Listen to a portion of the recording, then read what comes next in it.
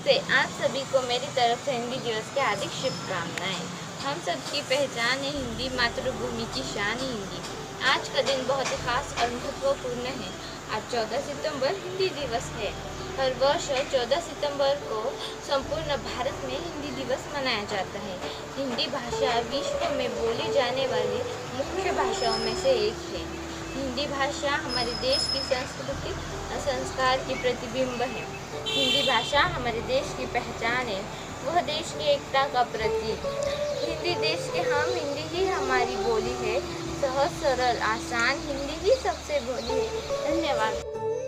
हिंदी भाषा राष्ट्र की भाषा, प्रजातंत्र की शास्त्र की भाषा, देवनागरी लिपि में भाषा, जन जन के मन की अभिलाषा। हिंदी भाषा राष्ट्र की भाषा, प्रजातंत्र की शास्त्र की भाषा, भारत की सारी भाषाएं इस भाषा की बहनें हैं। हिंदी भाषा राष्ट्र की भाषा, प्रजातंत्र की शास्त्र की भाषा। मैं आज आपको मुहावरे और उसका अर्थ बताने वाली हूँ। आग में घी डालना, किसी के गुस्से को अधिक भड़काना। आँख का तारा, बहुत प्यारा।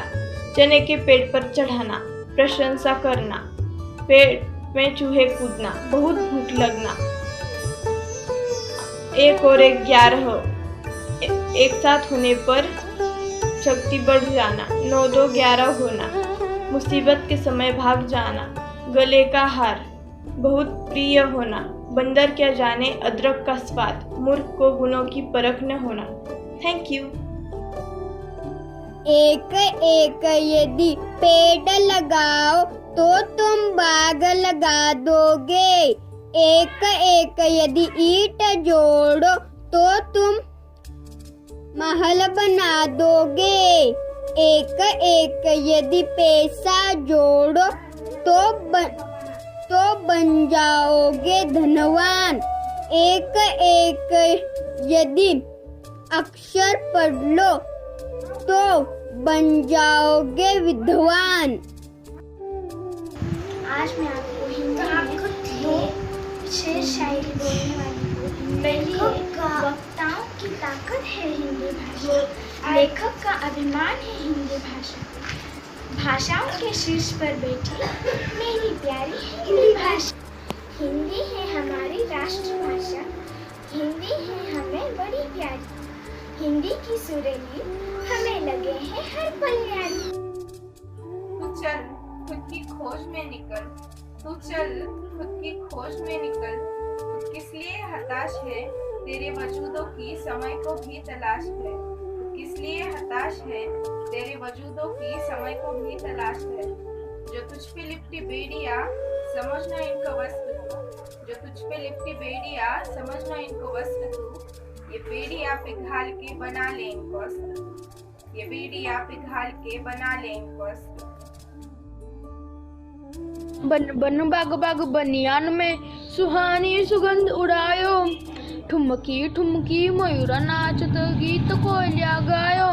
सजी आओ रे ऋतु बसंत सजी आओ रे। अजी गाओ रे ऋतु बसंत सजी आओ रे।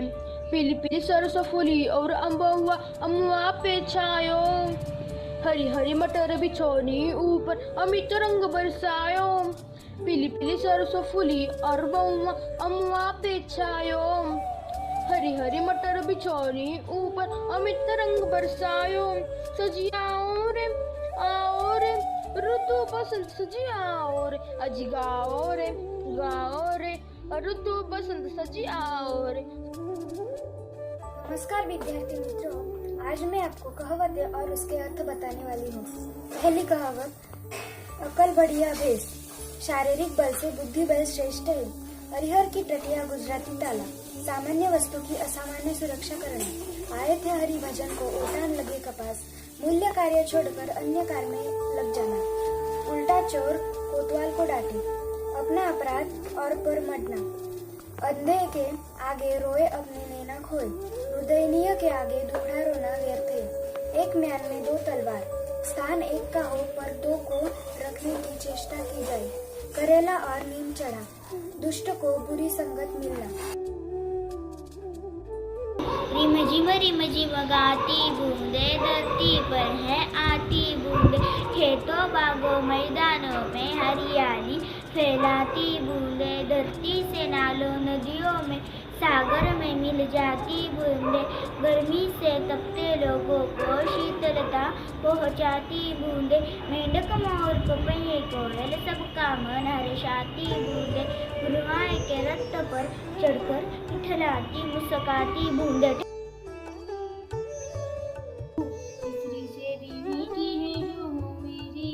भाषा है, दिल से दिल को जोड़े जो, जिससे जुड़ी हर आशा है, मिस्री से भी मीठी है जो हो मेरी हिंदी भाषा है। अंग्रेजी भी पढ़ता हूँ मैं पर लगे ना उसमें मेरा ध्यान, हिंदी मेरी पहचान, हिंदी मेरी मुस्कान, जो भूल रहे हैं इस भाषा को होती बड़ी निराशा है। मिस्री से भी मीठी है जो हो मेरी हिंदी भाषा है, थोड़ी सुनाई माँ हिंदी में, भजन हिंदी में गाती है, प्यार मोहब्बत भरा है जिसमें ये गीत सुनाती है, फुले फुले ही आगे बढ़े मेरे दिल की यही अभिलाषा है, मिस्री से भी मीठी है जो वो मेरी हिंदी भाषा है। की समझदारी लागू कहानी। जतनपुर में लोग बीमार हो रहे थे। डॉक्टर ने उसका कारण मक्खियों को बताया।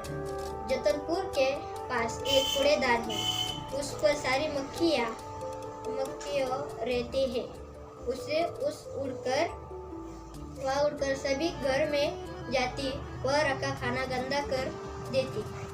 उसे खाने को खाकर लोग बीमार हो रहे थे। राजू दूसरी क्लास में पढ़ता है। उसकी मैडम ने मक्खियों के कारण फैलने वाली बीमारी को बताया। राजू ने मक्खियों को भगाने की ठान ली। घर आकर माँ को मक्खियों के बारे में बताया। वह हमारा खाना गंदा कर देती है, घर में आकर गंदगी फैलाती है, उसे घर से बाहर भगाना चाहिए। बाजार से एक फिनाइल लेकर आया।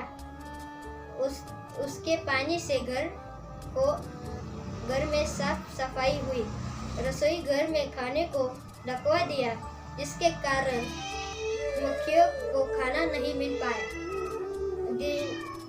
2 दिन में मक्खियों घर से बाहर भाग गई और फिर घर वापस कभी नहीं आई। मोरल: स्वयं की सतर्कता से बड़ी बड़ी बीमारियां ठीक हो सकती है। हिंदी हिंदी हिंदी भारत माँ की बिंदी, हिंदी हिंदी हिंदी भारत माँ की बिंदी, हिंदी भारत माँ की बिंदी, हिंदी भारत माँ की बिंदी,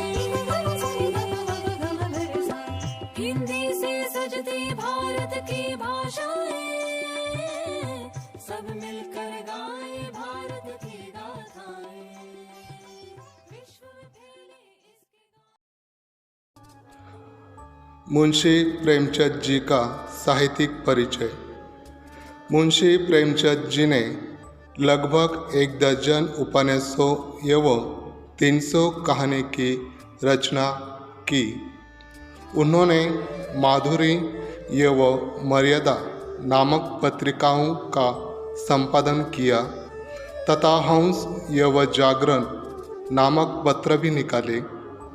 उनकी रचनाएं आदर्शोन्मुख यथार्थवादी है, जिनमें सामान्य जीवन की वास्तविकताओं का सम्यक चित्रण किया गया है।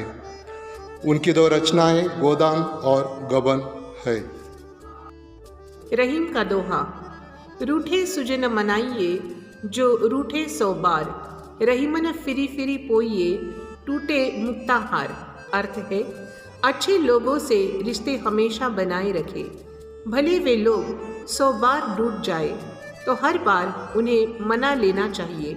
जिस तरह माला टूटने पर मोतियों को धागों में पिरोकर फिर से माला बनाई ली जाती है, ठीक उसी तरह सुजन यानी अच्छे लोगों को मना लेना चाहिए। संत कबीरदास जी का दोहा। बुरा जो देखन में चला, बुरा न मिलिया कोय, जो घर देखा आपना, मुझसे बुरा न कोई। अर्थ है, दूसरों की बुराई करने वाले तथा उनके दुर्गुण का उपहास करने वाले जब सच्चाई से अपने अंदर झांकते हैं तो कई बुराई स्वयं के भीतर उन्हें मिल जाती है। इसलिए संसार में दूसरे लोगों के दुर्गुण को गिनने से बढ़िया है कि अपने अंतःकरण को शुद्ध करें, जिससे स्वकल्याण का रास्ता निकलेगा। तुलसीदास का दोहा। दया धर्म का मूल है पाप, मूल अभिमान। तुलसी दया न छोड़िए, जब तक घट में प्राण।